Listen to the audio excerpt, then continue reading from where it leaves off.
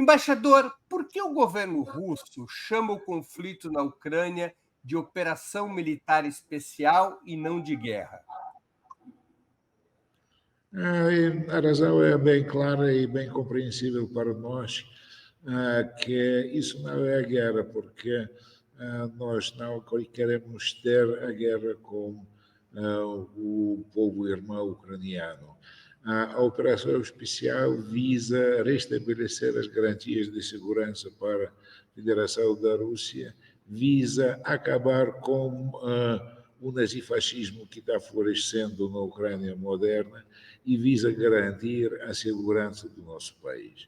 Estes objetivos foram proclamados desde o início da operação especial militar em fevereiro do ano passado. Nós estamos observando que o Ocidente, em primeiro lugar os Estados Unidos e todos os capitais da OTAN, tentam utilizar este conflito como a tentativa de, vamos dizer assim, de acabar com a Rússia.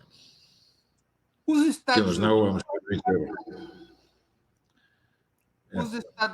Os Estados Unidos e os países integrantes da OTAN, mas também houve resoluções a esse respeito na Assembleia Geral das Nações Unidas, afirmam que a Rússia teria violado o direito internacional ao entrar no território ucraniano. O senhor reconhece como correta essa denúncia?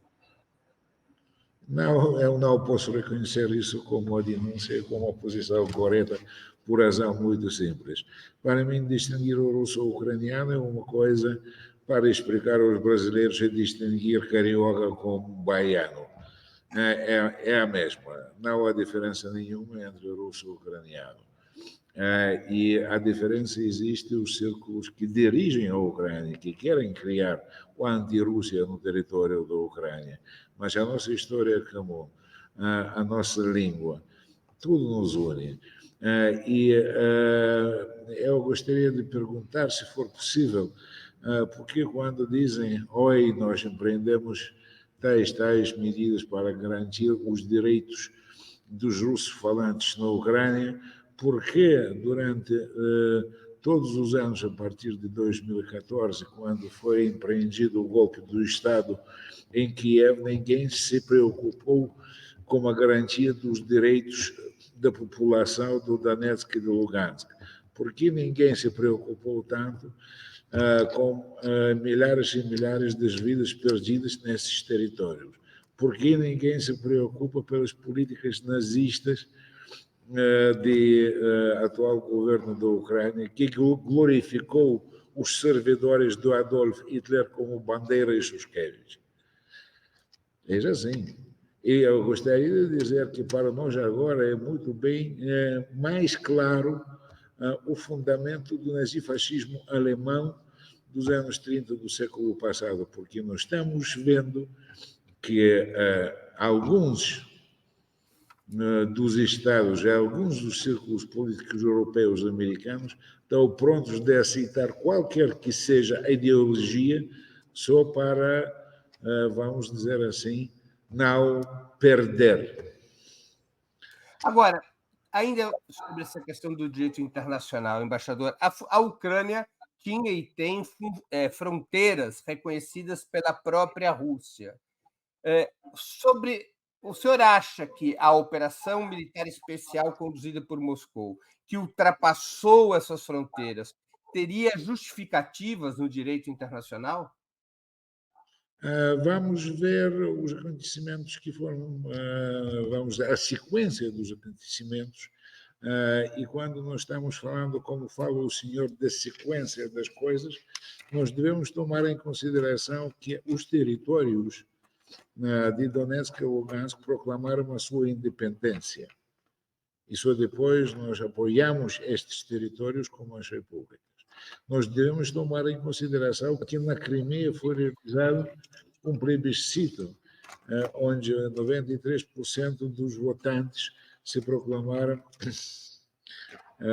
a vontade de voltar à Federação da Rússia. E nós devemos tomar em consideração todos todos os fatos históricos nesses territórios, incluindo os fatos dos referendos que foram realizados nos territórios quando a população se declarou a favor da reentrada dos territórios para a composição da Federação da Rússia. Não havia alternativas pacíficas para pressionar pelas reivindicações russas em relação à Ucrânia? Por que a ação militar?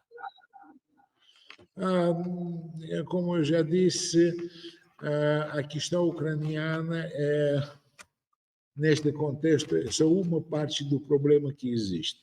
Vamos voltar para os finais do século passado, quando foi prometido à Rússia e à ex-União Soviética o não alargamento da OTAN, que é uma organização agressiva e perigosa, quando nós decidimos retirar as nossas forças, né, dos países do leste europeu. Isso foi dito mais do que 1000 vezes aos níveis mais altos, até os níveis dos peritos. E nunca foi cumprido. O que nós estamos vendo é que a OTAN, que é uma organização agressiva, se está aproximando e está ameaçando a nossa independência e a nossa existência. A nossa relação, vamos dizer assim, da Rússia, da Federação Russa, do Império Russo, da União Soviética, com a Europa, nos, vamos dizer, séculos passados, nem sempre foi a relação boa.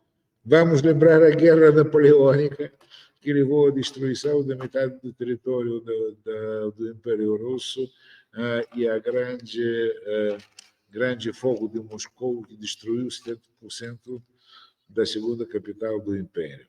Vamos lembrar a Segunda Guerra Mundial, mais conhecida na Rússia como Grande Guerra Pátria, que levou a 26 milhões de vidas humanas perdidas.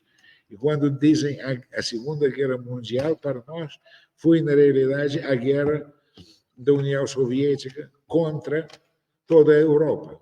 Nós não podemos esquecer que, junto com os alemães, combateram búlgaros, romenos, italianos, húngaros. Nós nunca vamos esquecer que a chancelaria do Hitler, que foi tomada em abril de 1945 em Berlim, foi defendida nem só pelos alemães, mas pelos nazis franceses da divisão Charlemagne. Isso é realidade, porque a Segunda Guerra Mundial, na realidade, foi a guerra de toda a Europa contra a Rússia. Ou contra a União Soviética, se quiser. Mas a França e o Reino Unido estabeleceram uma aliança com a União Soviética contra o nazismo. O Reino Unido estabeleceu a aliança com a União Soviética como o nazifascismo. Mas depois da vitória, o ano passado, o nosso grande amigo, em aspas, que foi Winston Churchill, pronunciou o quê? O discurso de Fulton, que iniciou a Guerra Fria. E como eu já disse, sim, os franceses, grande parte dos franceses combateram a Alemanha, mas havia os que combateram junto com a Alemanha contra nós. Isso é a realidade. É a realidade que no Stalingrado havia umas divisões de Hungria e de Itália que foram cercadas lá. Isso também é a realidade.